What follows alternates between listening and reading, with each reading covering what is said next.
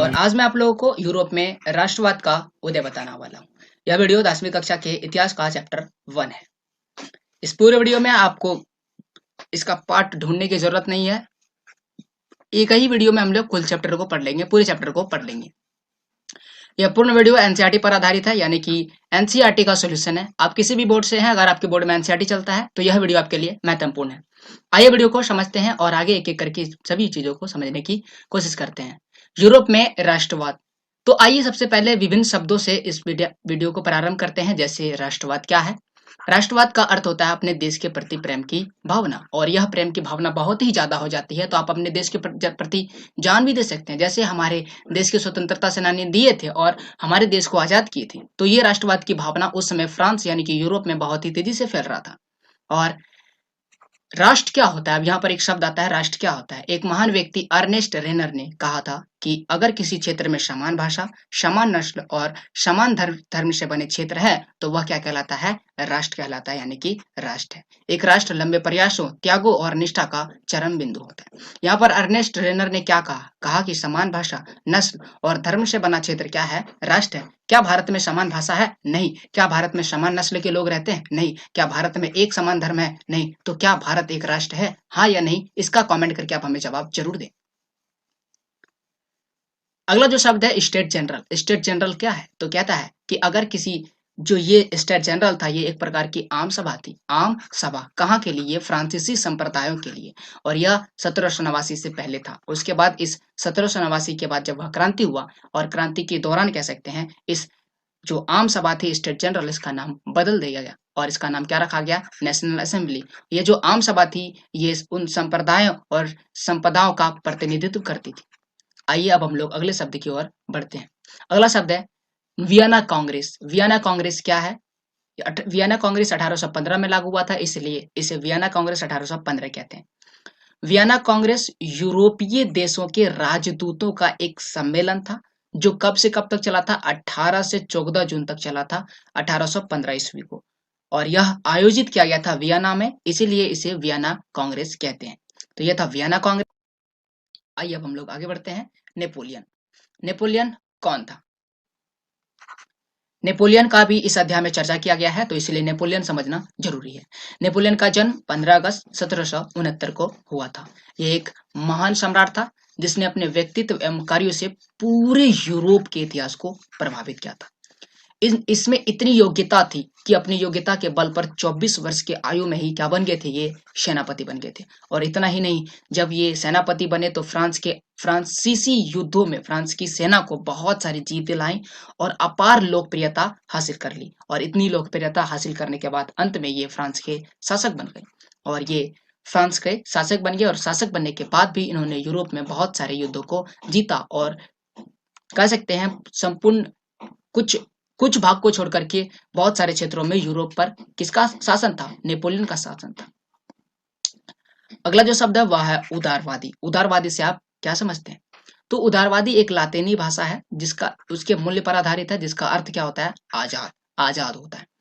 और उदारवादी जो लोग होते हैं, जो उदारवाद के विचार को मानते हैं, वो तेज बदलाव को मानते हैं, यानी कि बहुत ही तेजी से विकास हो, बहुत ही तेजी से विकास हो, बहुत ही तेजी से बदलाव हो, और उसी को वो प्राथमिकता देते हैं। ये थे उदारवादी। उदारवादी के उल्टा एक और शब्द होता है जिसको बोलते हैं रूढ़िवादी। रूढ़िवादी। रूढ़िवादी जो शब्द है बिल्कुल ही आप समझ सकते हैं उदारवाद का उल्टा है। अगर उदारवाद तेज बदलाव को प्राथमिकता देता है तो जो रूढ़िवादी है वो धीरे विकास को प्राथमिकता देता है, यानी कि वो परंपरा स्थापित संस्थाओं और रिवाजों पर जोर देता है। वो कभी भी ज्यादा कह सकते हैं विकास नहीं चाहता है। तो उदारवाद का विपरीत शब्द क्या होता है? रूढ़िवादी। तो ये कुछ शब्द थे जो मैं आपको बता रहा हूँ, प्लीज इसे ध्यान से समझ सकते हैं। और अगर आपको इस शब्द का अर्थ बिल्कुल भी नहीं आता तो आप इसे नोट कर सकते हैं, याद रखने के लिए, समझने के लिए यह जरूरी है। नारीवाद क्या है? स्त्री पुरुष की सामाजिक, आर्थिक एवं राजनीतिक समानता, यानी कि पहले हमारे समाज में या पूरे विश्व में स्त्री को कम समानता दी जाती थी, इसे कमजोर माना जाता था, पुरुषों को ज्यादा मान्यता दी जाता था। तो इस आधार पर स्त्री ने आंदोलन किया और उन्होंने अपने लिए सामाजिक, आर्थिक और राजनीतिक समानता की सोच के आधार पर अधिकारों के हितों का बोध कराया, और इसी बोध को क्या कहते हैं? नारीवाद कहते हैं। उन्होंने अपने लिए आंदोलन किया और इसी को क्या बोलते हैं? नारीवाद। अगला जो शब्द है विचारधारा। विचारधारा से आप क्या समझते हैं?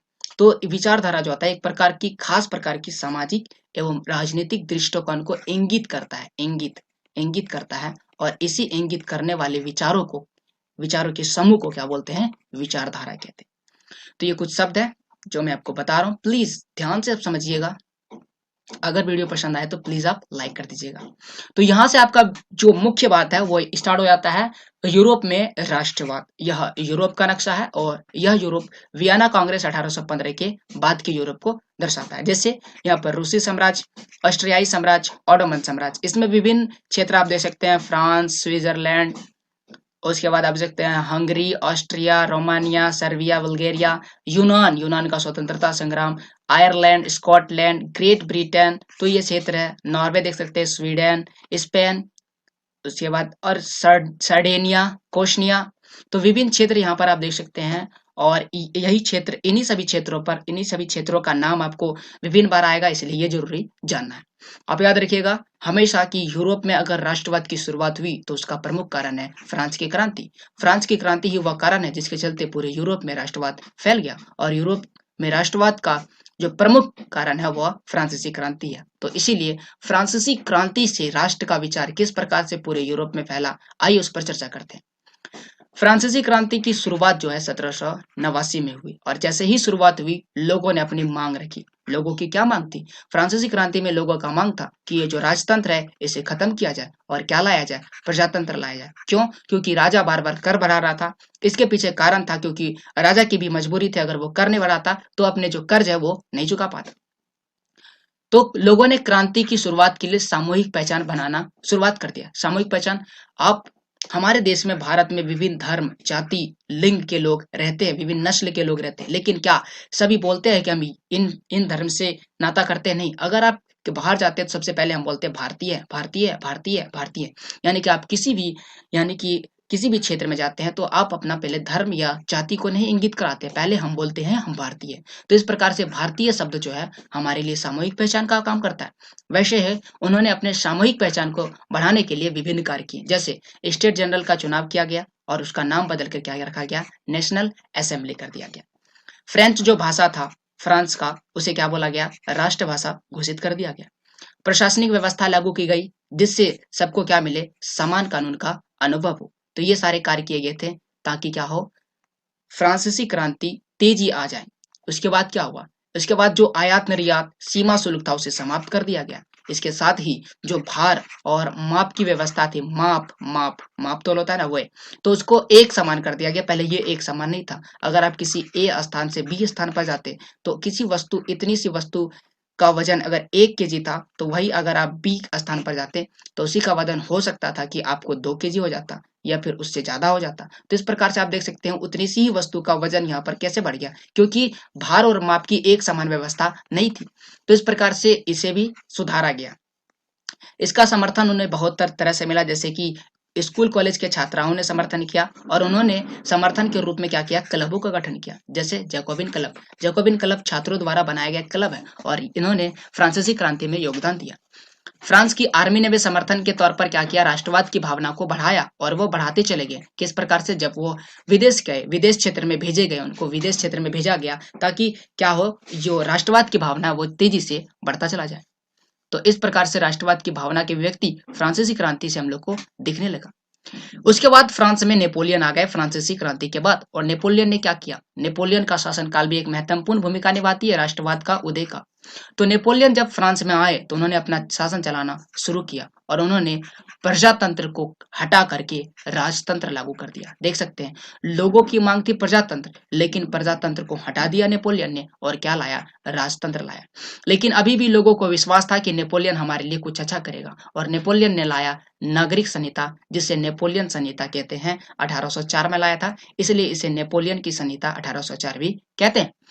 इसके तहत क्या किया गया? इसके तहत सबको कानून के समक्ष बराबर रखा गया और यही तो फ्रांसीसी क्रांति की मांग थी। तो लोगों को अच्छा लगने लगा। दूसरी बात, संपत्ति के अधिकार को सुरक्षित रखा गया, यानी कि जिसके पास जितना धन है वो उन्हीं के पास रहेगा और इसे ही क्या बोला जाता है? संपत्ति का अधिकार। आप जितनी संपत्ति रख सकते हैं। भूदासत्व और जागीरदारी का जो शुल्क था उससे मुक्ति दिला दी गई। किसने? नेपोलियन ने। तो ये था नेपोलियन के शासनकाल का प्रभाव। अब आपके मन में आता है कि जागीरदारी क्या होता है, तो जागीरदारी शब्द से मैं आपको वाकिफुरा देता हूँ। जागीरदारी एक शब्द है जिसका अर्थ होता है कि किसानों के तहत या फिर जमींदार और उद्योगपतियों द्वारा तैयार सामान का कुछ हिस्सा कर के रूप में सरकार को देना, और यही प्रक्रिया क्या कहलाता है, जागीरदारी। और ये उस समय फ्रांस में था, और इसे समाप्त किसने किया, नेपोलियन ने। इतना ही नहीं, नेपोलियन के समय बहुत ही तेजी से व्यापार होने लगा, और कह सकते हैं आवागमन की सुविधा भी बहुत ही ज्यादा विकास कर गया, संचार भी बहुत ही ज्यादा विकास कर गया। इन सभी चीजों में विकास हुआ किसके समय में, नेपोलियन के समय में।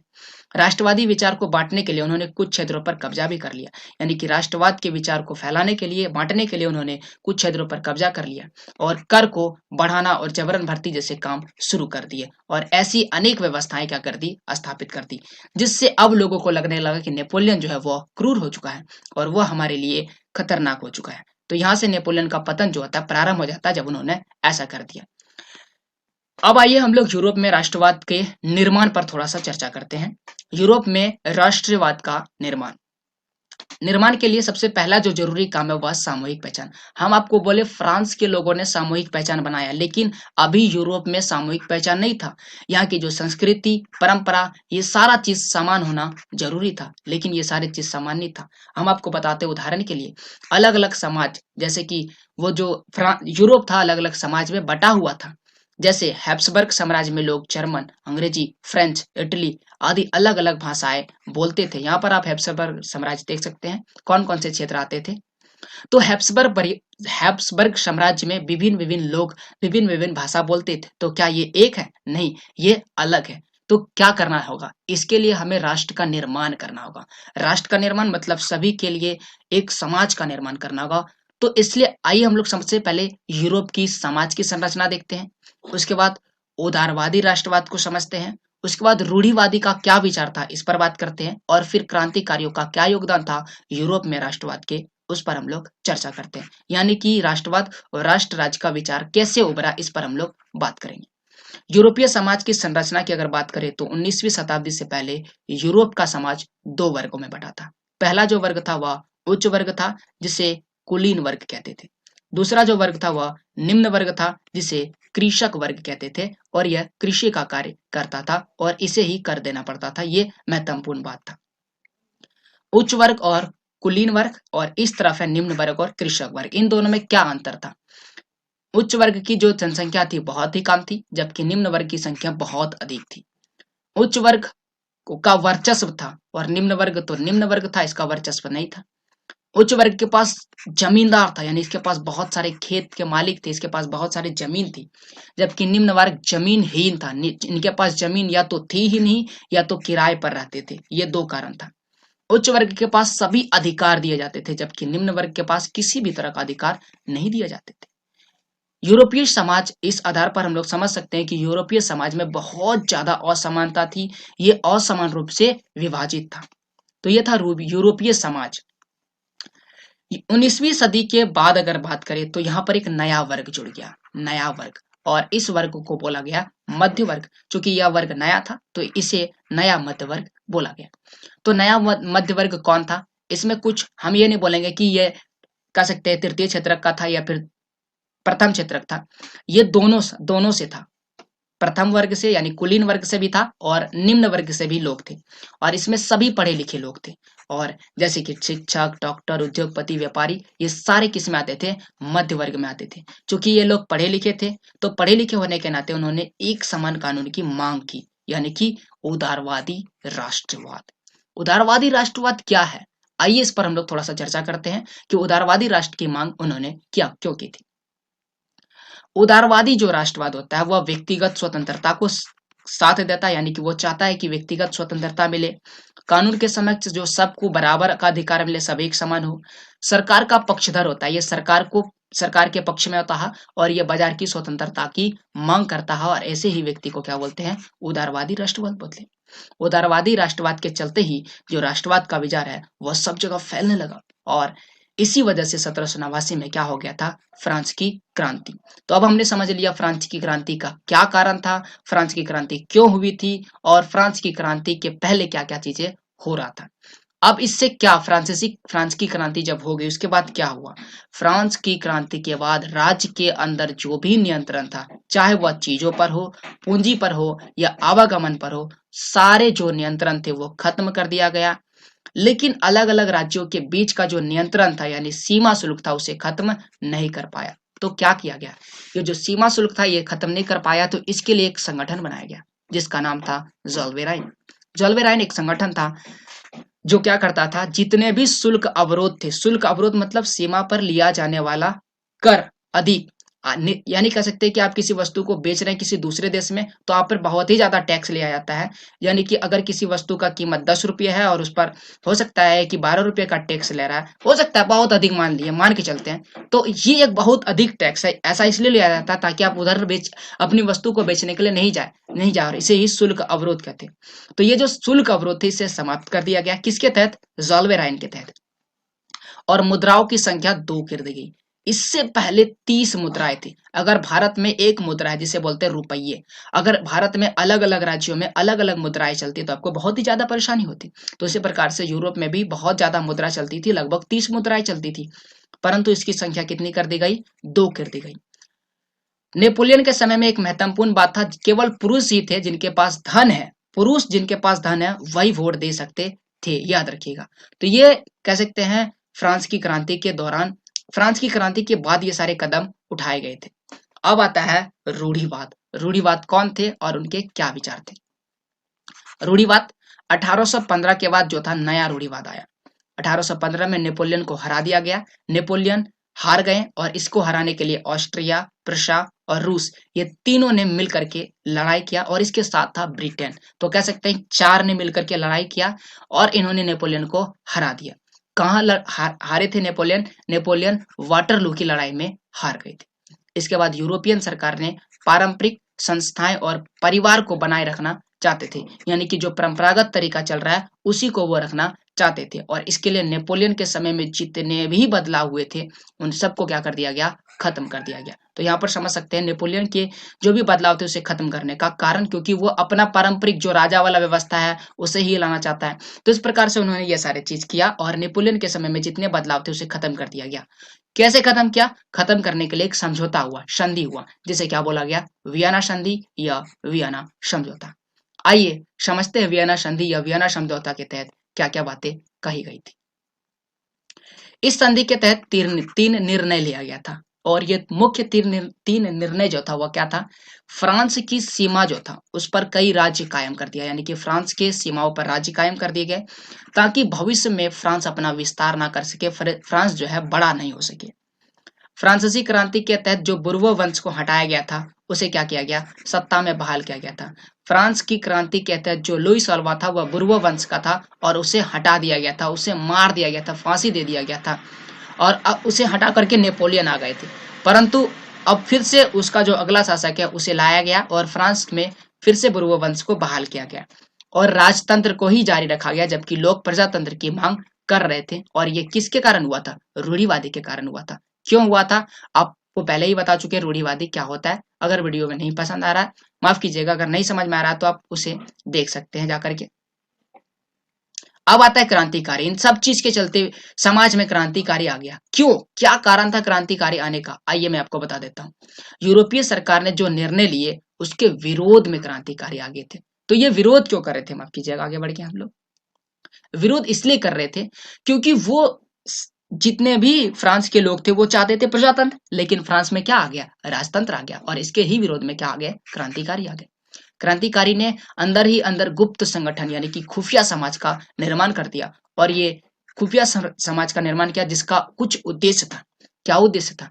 अलग अलग जो कह सकते हैं समाज था उसका निर्माण किया गया। जैसे हम आपको बता देते हैं, गुप्त समाज जो गुप्त समाज था उसका निर्माण किया गया, उसका मुख्य मकसद क्या था?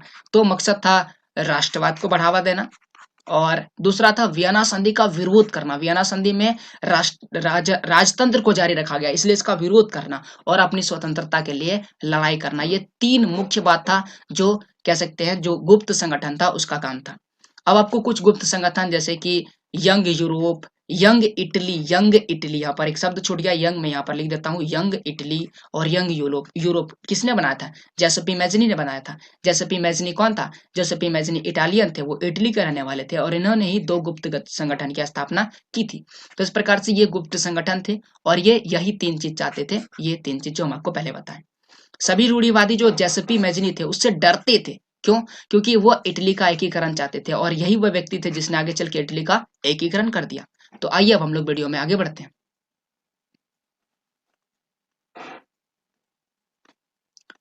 अगला जो बात है वो क्रांतियों का युग। जैसा कि आप समझ चुके हैं कि बहुत सारे कारण हुए जिसके चलते यूरोप में क्रांतिकारी आ गए। तो क्रांति का युग कैसा था और वो क्या चाहते थे? इसके लिए सबसे पहले हम लोग को यूनान का स्वतंत्रता संग्राम देखना होगा कि क्रांतियों ने क्या कर दिया।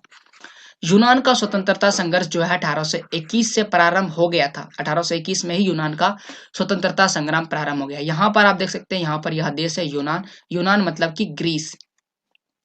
और यूनान में अनेक लड़ाई हुई और कह सकते हैं जो यूनान था उसमें लड़ाइयां हुई और उसमें अनेक समूह ने मदद किया। अनेक समूह ने मदद किया, जैसे यूनान उन्होंने खुद अपनी मदद की। दूसरा, पश्चिमी यूरोपीय जो थे उन्होंने भी क्या किया? मदद किया। कलाकारों ने मदद किया, कवि ने भी मदद किया और इससे पूरे यूरोप में जो था ना, राष्ट्रवाद का विचार बहुत ही तेजी से मजबूत होता चला गया। याद रखिएगा, यूरोप में जितनी भी घटनाएं घट रही थी उन सब से यूरोप में राष्ट्रवाद को बल मिल रहा था और यूरोप में राष्ट्रवाद क्या हो रहा था? धीरे धीरे मजबूत हो जा रहा था। और इस प्रकार से इन क्रांतिकारियों ने क्या कर दिया? जो कह सकते हैं राष्ट्रवाद की भावना उन क्रांतिकारियों में आ गया और युद्ध किए। और युद्ध के बाद 1832 में कुस्तुनतुनिया की संधि की गई और इस संधि के तहत यूनान को एक स्वतंत्र राष्ट्र घोषित कर दिया गया। इसके पहले जो यूनान था वो ऑटोमन साम्राज्य के अधीन था। तो इस प्रकार से यूनान स्वतंत्र हो गया और इस यूनान के स्वतंत्र होते ही राष्ट्रवाद की भावना और तेज हो गई। और राष्ट्रवाद की भावना तेज क्यों हुई? क्योंकि यहाँ से रोमानीवाद एक नया चीज आ गया। रोमानीवाद क्या है? मैंने आपको बताया कि जब यूनान का स्वतंत्रता हो रहा था तो उस समय कलाकारों ने और कवि ने इस मत दिया, तो रोमानी कल्पना और इससे राष्ट्र भावना फैली। तो क्या था, ये बात करते हैं। राष्ट्रवाद का विकास केवल युद्ध से नहीं होगा, ऐसा सब कुछ सोच लिए थे। और क्षेत्रीय विस्तार से नहीं होगा, यानी कि आपका क्षेत्र इतना है तो इतना कर देने से राष्ट्रवाद नहीं फैलेगा और ना ही युद्ध करने से राष्ट्रवाद फैलेगा। राष्ट्रवाद को फैलाने के लिए काव्य, कला, कहानी, किस्सों और संगीत का भी मदद लेना पड़ेगा, ऐसा यूरोप के लोग समझ चुके थे। क्योंकि यूनान का स्वतंत्रता संग्राम में कवि और कलाकारों ने ये महत्वपूर्ण भूमिका निभाया था राष्ट्रवाद को फैलाने के लिए। तो इस जब हम लोग काव्य, कला, कहानी और किस्सों और संगीतों का मदद लेते हैं तो यह प्रक्रिया क्या कहलाता है? रोमानीवाद कहलाता है। और इसके तहत हम आपको एक परिभाषा उदाहरण देते हैं कि रूस में क्या किया गया। पॉलिश भाषा का प्रयोग करके राष्ट्रवाद को बल दिया गया। रोमानीवाद तो आ गया था यूरोप में, लेकिन यहाँ पर एक समस्या थी। क्या समस्या थी? 1830 से 1848 तक यूरोप जो था बहुत ही आर्थिक स्थिति और कठिनाइयों में था। यानी कि यूरोप की आर्थिक स्थिति जो था बहुत ही कठिनाइयों में गुजर रहा था। क्या कठिनाइयां थी? आइए उस पर थोड़ा सा चर्चा कर लेते हैं। यहाँ पर जो कठिनाई थी वो कह सकते हैं भूख को ले आया था। लोगों में भूख आ गया था, भूख, कठिनाई, लोग भूख से मरने लगे थे और इन सब के चलते क्या होने लगा था? जन विद्रोह होने लगा था। 1830 के दशक को कठिनाइयों का महान साल भी कहा जाता है यूरोप के लिए। क्या हुआ था? क्यों? क्या क्या कारण है? कारण है यहाँ पर बहुत ही ज्यादा जबरदस्त जनसंख्या में वृद्धि हो गई थी। बहुत तेजी से जनसंख्या में वृद्धि हुआ था। लोग गांव से शहर में आने लगे थे। गांव से शहर आने से चलते शहर में भी जनसंख्या बहुत ही तेजी से बढ़ने लगे थे और इन सब के चलते बेरोजगारी उत्पन्न हो गई थी। बेरोजगारी में वृद्धि हो गई थी। लोग गरीब हो रहे थे, गरीबी में वृद्धि हो रही थी क्योंकि काम नहीं मिल रहा था तो बेरोजगारी हो रहा था। बेरोजगारी चलते गरीबी में वृद्धि हो रहा था और इन सब चीजों के चलते महंगाई भी बढ़ रही थी। और इसी सालों के दौरान जो फसल थी वह भी बर्बाद हो गई, यानी कि आसमान से गिरा खजूर पे अटका, यही हाल हो गया था यूरोप का। जिससे खाने पीने की सामग्री की कीमत जो थी वह बढ़ने लगी थी और छोटे छोटे जो फैक्ट्रियां थी वह बंद होने लगी थी। तो इस प्रकार से आप देख सकते हैं कि क्रांति तो आने वाली थी लेकिन यहाँ पर कठिनाइयों का साल आ गया और जो खाने पीने की कमी और व्यापक बेरोजगारी के चलते इन सभी कारणों से लोगों ने सरकार के खिलाफ क्या कर दिया? विद्रोह कर दिया। और जब सरकार के खिलाफ विद्रोह किया तो लोग सड़कों पर उतर आए और उन्होंने जगह जगह अवरोध लगा दिए और इस प्रकार से उन्होंने विद्रोह किया और इस विद्रोह को हम लोग कृषक विद्रोह के नाम से जानते हैं। जब कृषक विद्रोह हुआ तो यूरोपीय सरकार ने गणतंत्र घोषित कर दिया और इस प्रकार से यूरोप जो है गणतंत्र राज्य हो गया। तो अब फ्रांस की जो कहानी थी वह पूर्ण रूप से गणतंत्र हो गया, यानी जो फ्रांसीसी क्रांति का जो लक्ष्य था वह हासिल हो चुका था। तो क्रांति के बाद यानी कि आप समझ सकते हैं गणतंत्र के बाद यानी जब वहां प्रजातंत्र आ गया तो क्या क्या बदलाव किए गए। सबसे पहला बदलाव, वहां पर 21 साल से अधिक उम्र के लोगों को वोट डालने का अधिकार दिया गया, यानी जो लोग 21 साल से अधिक उम्र के हो गए हैं उनको वोट डालने का अधिकार दिया गया। सभी नागरिकों को काम के अधिकार की गारंटी दी गई, यानी कि उनका जो बेरोजगार लोग थे उनको काम के अधिकार की गारंटी दी गई।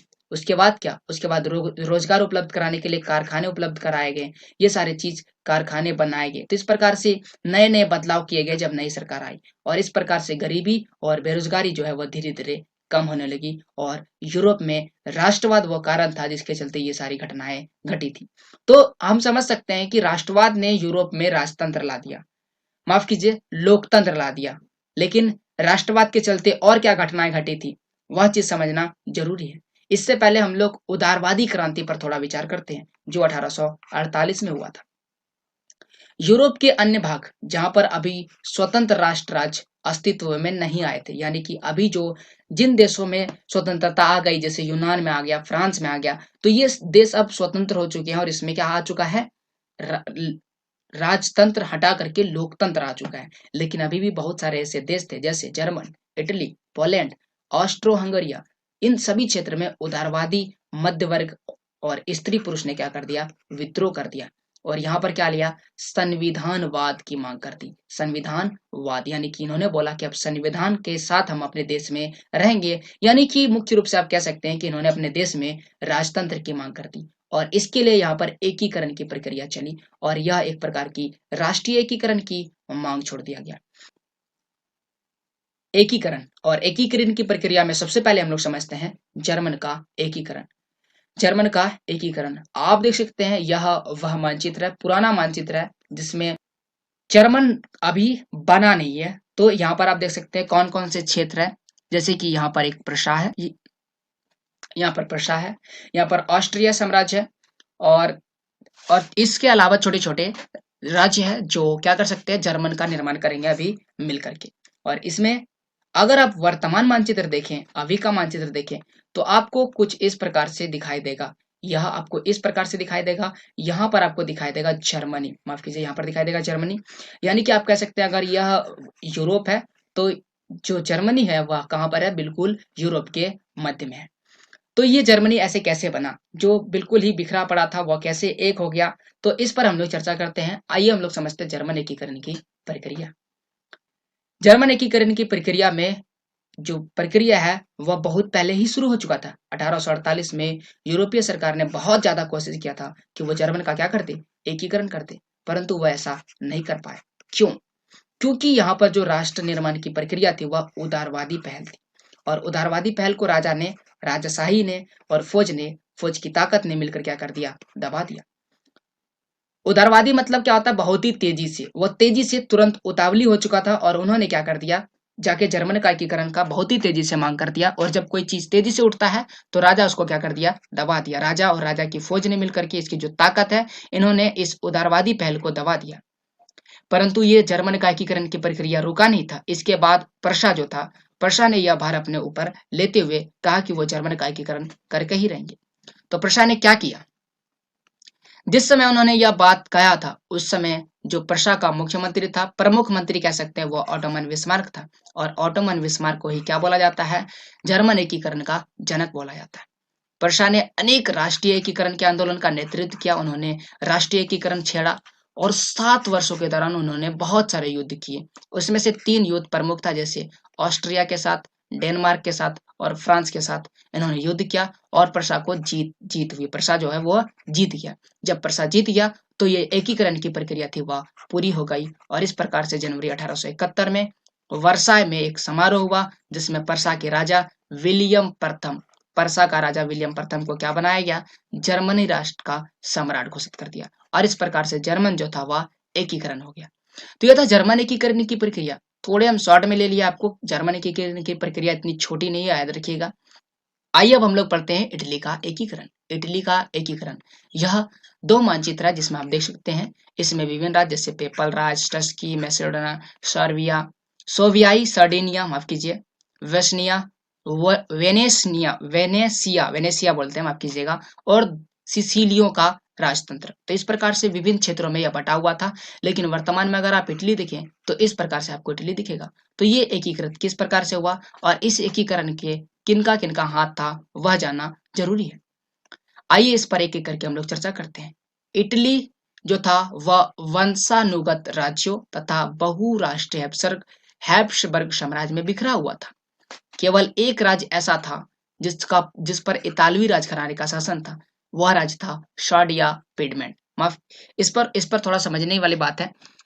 यानी कहने का मतलब यह है कि इटली के विभिन्न राज्य जो क्षेत्र था उस पर इतालवी राजघराने की इटली के राजघराने का एक ही ऐसा क्षेत्र था जो इटली के पास था। बाकी क्षेत्र दूसरे राजा के पास था, दूसरे वंशानुगत राज्य के पे अधीन था। यहाँ पर यह बात बोला गया है।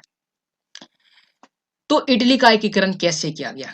यह बहुत ही जटिल कार्य था और इस कार्य को करने के लिए तीन व्यक्ति ने अपना महत्वपूर्ण सहयोग किया। पहला था जोसेपे मैज़नी, काउर और जोसेपे गैरिबॉल्ट। तो आइए इन तीनों ने क्या किया था एक एक करके अध्ययन करते हैं, और जैसे ही इनका बात आपको समझ में आ जाएगा तो आपको समझ में आ जाएगा कि इटली के एकीकरण कैसे हुआ था।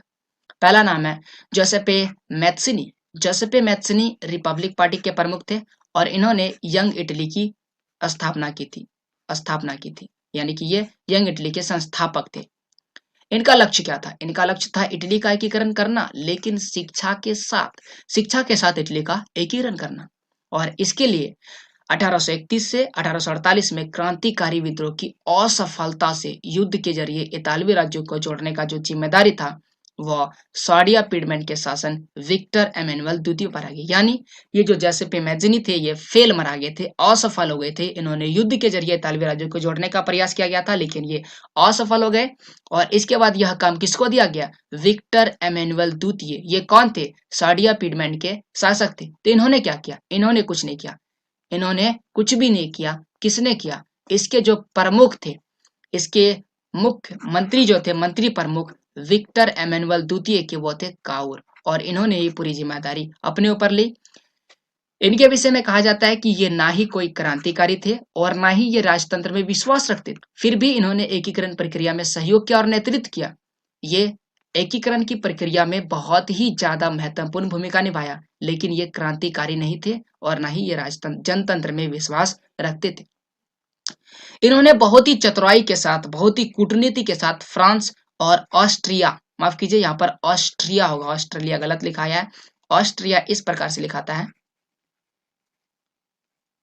ऑस्ट्रिया के बीच युद्ध हुआ जिसमें इन्होंने जीत हासिल की थी, यानी कि इन्होंने जीते थे। तो इस प्रकार से यहाँ पर जो इटली का एकीकरण की प्रक्रिया है थोड़ा सा आगे बढ़ा। और इसके बाद अगला जो नाम आता है वो आता है जोसेपे गैरिबॉल्ट। इन्हें hero of the red shirt कहा जाता है, hero of the red shirt के नाम से जाना जाता है। 1807 में वो दक्षिण इटली के दो सिसिलियो राज्यों में प्रवेश कर गए और वहां पर पहुंचने के बाद उन्होंने वहां का जो स्थानीय किसान था उसका समर्थन पाने में सफल रहे कि इटली का एकीकरण करना है। जी हाँ, हम आपके साथ हैं। तो इस प्रकार से वो आगे बढ़े और इन्होंने स्पेनिश के साथ युद्ध किया, और स्पेनिश के शासक के जब युद्ध हुआ तो उसमें इन्होंने बड़ा योगदान दिया। तो इस प्रकार से इन तीनों के योगदान के वजह से जो इटली था वह एकीकृत हो गया। और जब इटली एकीकृत हो गया, माफ कीजिए आ गया, और इटली जब एकीकृत हो गया तो वहां के जो विक्टर एमेनुअल द्वितीय थे उसको, माफ कीजिए आगे आ जा रहे हैं, जब इन तीनों के वजह से इटली एकीकृत हो गया, और जब इटली एकीकृत हो गया तो विक्टर एमेनुअल द्वितीय को एकीकृत इटली का राजा घोषित किया गया। क्यों? क्योंकि वह बहुत ही ज्यादा दयालु थे और वह साडिया के राजा रह चुके थे। तो इस प्रकार से था इटली के एकीकरण की कहानी। आइए अब हम लोग आगे बढ़ते हैं और आगे की कहानी पढ़ते हैं। तो हमने पढ़ा जर्मन का एकीकरण, इटली का एकीकरण। अब हम लोग पढ़ते ब्रिटेन का एकीकरण। यह भी यूरोप में ही पड़ता है। तो यह यूरोप का मानचित्र है, और इस यूरोप में यह जो ब्लू और रेड रंग में दिख रहा है, लाल रंग में दिख रहा है, ये पूरे यूरोप है। जिसमें से ब्लू रंग को छोड़ करके अगर आप लाल रंग पर गौर करते हैं तो यहाँ पर आपको ब्रिटेन पड़ता है। तो इस एकीकरण की प्रक्रिया में क्या क्या कहानी हुई थी? अगर आप ब्रिटेन के एकीकरण की प्रक्रिया देखें तो ब्रिटेन में अलग अलग साम्राज्य था, जैसे अंग्रेज, वेल्स, स्कॉट, आयरिश, ढेर सारा समाज था जिसे नृजात कहते थे। औद्योगिक क्रांति के बाद ब्रिटेन की आर्थिक शक्ति पर अगर जोर दिया जाए तो बहुत ही ज्यादा बढ़ गई थी। लेकिन यहाँ पर एक एक्ट लाया गया था जिसका नाम है एक्ट ऑफ यूनियन, और इसके तहत क्या किया गया, इंग्लैंड और स्कॉटलैंड को जोड़ दिया गया, यानी कि दो क्षेत्र जो था अब जुट चुका था, और United kingdom of great Britain का गठन किया गया। इसके तहत कुछ साल के बाद इसके अंदर आयरलैंड को भी क्या कर दिया, जोड़ दिया गया, और उसके बाद क्या बन गया, ब्रिटेन, और एक नया राष्ट्र का निर्माण हुआ जिसका नाम क्या रखा गया, ब्रिटेन, और इस प्रकार से ब्रिटेन का एकीकरण हुआ। आप इसे मानचित्र की मदद से इस प्रकार से समझ सकते हैं, जैसे कि यहाँ पर यह जो क्षेत्र है यह इंग्लैंड का नक्शा है, और उसके बाद इंग्लैंड को स्कॉटलैंड के साथ जोड़ दिया गया, और उसके बाद इसके नक्शे में इस प्रकार से बदलाव आया, और जब इसके साथ आयरलैंड को जोड़ दिया गया तो उसके नक्शे में इस प्रकार से बदलाव आया, और ये बन गया यूनाइटेड किंगडम। जब ब्रिटेन राष्ट्र का निर्माण हुआ तो उसके बाद वहां पर कुछ बदलाव किए गए। सबसे पहला, वहां पर राष्ट्रगान लिखा गया। दूसरा, अंग्रेजी को मुख्य भाषा बनाया गया। तीसरा, ब्रिटेन का राष्ट्रध्वज भी बनाया गया। तो ये था ब्रिटेन का एकीकरण, जिसके चलते क्या क्या कार्य हुए हुआ हमने आपको बताया। आइए अब हम लोग आगे बढ़ते हैं। राष्ट्रीय एकीकरण में दृश्य कल्पना क्या होता है? देखिए, दृश्य कल्पना यानी कि जब राष्ट्र की जो राष्ट्रवाद का भावना है, या फिर कह सकते हैं राष्ट्रवाद की भावना को बढ़ाने के लिए वहां पर एक नई पहल हुआ जिसका नाम था रूपक। रूपक क्या होता है? जब किसी अमूर्त विचार यानी कि जिसकी मूर्त ही नहीं है, उससे वैसे विचार जैसे लालच, स्वतंत्रता, ईर्ष्या, मुक्ति, ऐसे विचारों को किसी व्यक्ति या चीज के जरिए इंगित किया जाता है तो वो क्या कहलाता है? वह रूपक कहलाता है। और ऐसे ही काम वहां पर शुरू किया गया यूरोप में। 18वीं से 19वीं शताब्दी में बहुत सारे रूपक का प्रयोग किया गया राष्ट्रवादी भावना के विकास को मजबूत बनाने में। और विकास का मजबूत बनाने में उस समय किसका प्रयोग किया जाता था? रूपक का। जैसे मैं आपको कुछ रूपक बताना चाहता हूँ, जैसे ये है जर्मेनिया। तो जर्मेनिया जर्मन का रूपक था।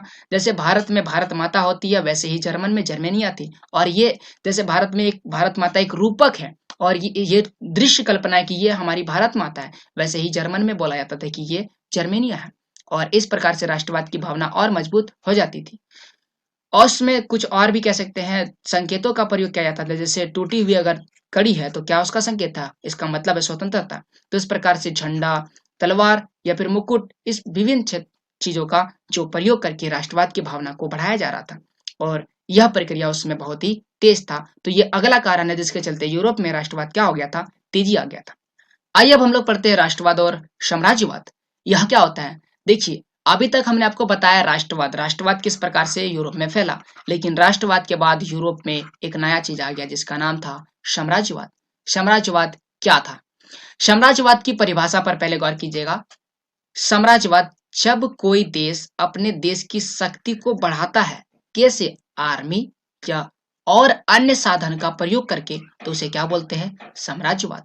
यानी कि किसी की क्षेत्र इतना छोटा है तो वो अपने क्षेत्र को बड़ा कर देता है, इसी प्रक्रिया को क्या बोलते हैं? साम्राज्यवाद। और जो 19वीं शताब्दी थी उस समय राष्ट्रवाद जो था वह किस में बदलने लगा था? साम्राज्यवाद में बदलने लगा था। 1871 के बाद यूरोप में गंभीर राष्ट्रवादी तनाव फैल गया। कौन से क्षेत्र में? बाल्कन क्षेत्र में। यूरोप में बाल्कन क्षेत्र था। इस बाल्कन क्षेत्र में रोमानिया, बुल्गारिया, अल्बेनिया, यूनान, क्रोएशिया, बोस्निया, हर्जोगोविना, स्लोवेनिया, सर्बिया, और ये सारे देश क्या थे? शामिल थे। और इसी क्षेत्र में क्या फैल गया? तनाव। तनाव का मतलब हुआ जीतने की होड़, यानी कि यहाँ पर जो जातीय भिन्नता थी, यहाँ की भौगोलिक भिन्नता थी, इसके आधार पर लोग क्या चाह रहे थे कि इस क्षेत्र को अपने में शामिल कर लें। अगर यहाँ पर जर्मन है और यहाँ पर अगर यूनान है तो जर्मन क्या सोच रहा था? इस यूनान को अपने में शामिल कर ले, इससे क्या होगा? जर्मन का क्षेत्र बढ़ जाएगा। अगर यहाँ पर फ्रांस है और फ्रांस के नीचे अगर कह सकते हैं रोमानिया है, तो फ्रांस क्या सोच रहा है? इस रोमानिया को अपने में शामिल कर ले। क्यों? क्योंकि इससे फ्रांस का क्षेत्र बढ़ जाएगा। और यही प्रक्रिया क्या कहलाया? साम्राज्यवाद। और यह उस समय यूरोप में बहुत ही तेजी से फैल रहा था। और उस समय इसका फायदा कौन उठा रहा था? बड़ी शक्तियां। बड़ी शक्तियां कौन थी? जर्मन, ब्रिटेन, रूस, ये सारी शक्तियां थी। जो ये बाल्कन क्षेत्र था वहां पर तनाव फैलने का मुख्य कारण क्या था? ये लोग उस क्षेत्र पर क्यों जा रहे थे? इसका कारण यह है कि वो जो जो कह सकते हैं बाल्कन क्षेत्र था वो ऑटोमन साम्राज्य के अधीन था, लेकिन अब ऑटोमन साम्राज्य नहीं रहा। ऑटोमन साम्राज्य का विघटन हो गया, और जब ऑटोमन का साम्राज्य विघटन हो गया तो ये लोग उस क्षेत्र को लूटने के लिए आगे बढ़ गए। क्यों? क्योंकि वो बाल्कन क्षेत्र को अपने में शामिल करना चाहते थे, लेकिन उनको कह सकते हैं यह जो क्षेत्र था नहीं मिला, नतीजा कुछ भी नहीं निकला, बहुत सारे युद्ध हुए और अंततः क्या हुआ? अंततः प्रथम विश्व युद्ध हुआ। और प्रथम विश्व युद्ध वो कारण है जिसके चलते राष्ट्रवाद पूरे विश्व में फैल गया। भारत में हुआ राष्ट्रवाद की भावना, और राष्ट्रवाद से क्या मिला? भारत को आजादी मिला। तो इस प्रकार से राष्ट्रवाद हमारे लिए फायदेमंद था। तो राष्ट्रवाद का ये कारण था। राष्ट्रवाद यूरोप में कैसे फैला, किन किन कारणों से यूरोप में राष्ट्रवाद फैलने लगा, और राष्ट्रवाद के चलते क्या क्या प्रक्रियाएं वहां पर हुई। तो उम्मीद करते हैं आपको यह राष्ट्रवाद की जो प्रक्रिया थी समझ में आई होगी। अगर आपको वीडियो समझ में आया तो प्लीज लाइक करें, और अगर समझ में नहीं आया है तो डिसलाइक करें। और अगर आपको कह सकते हैं अगर कुछ भी समझ में नहीं आया तो डिसलाइक करने के बाद हमें कमेंट करें कि आपको क्या समझ में नहीं आया था, जरूर कमेंट करें। तो अभी तक के लिए इतना ही। जय हिंद, जय भारत, वंदे मातरम।